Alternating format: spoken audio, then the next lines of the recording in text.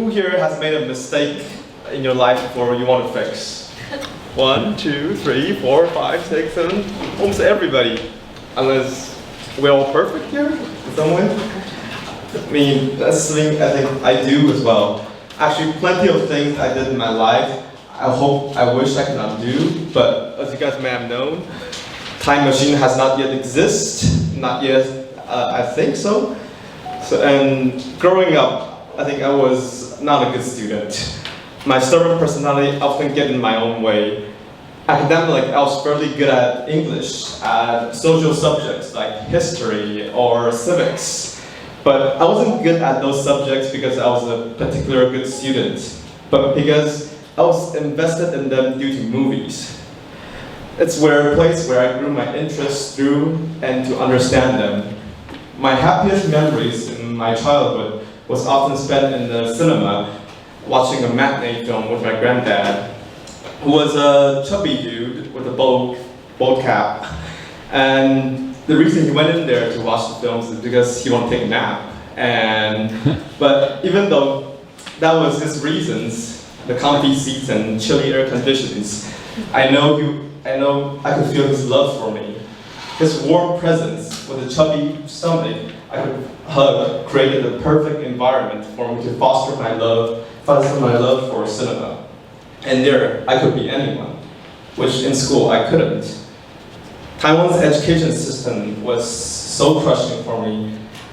By the time I was in high school, I feel like I was Luke Skywalker trapped on Tatooine, doing chores of moisture farming.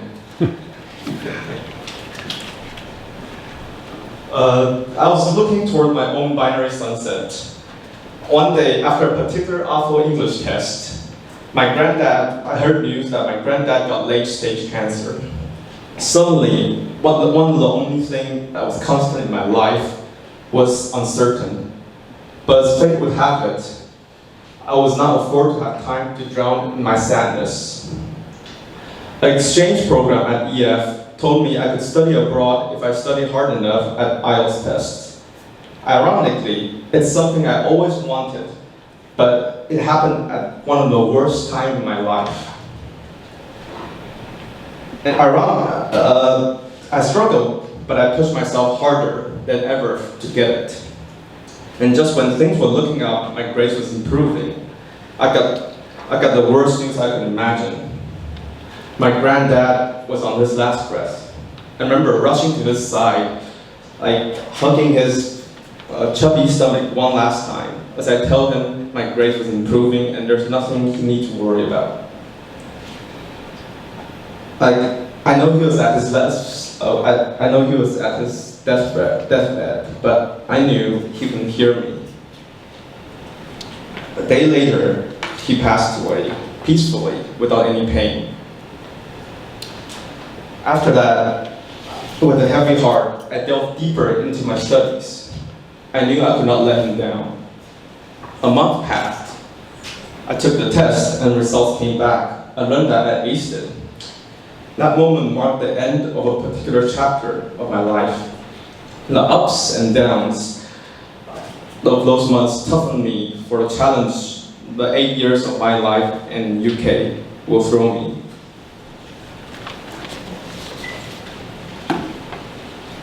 After college in a small town called Hastings, I successfully got into the Goldsmiths University in London, a place I always wanted to be.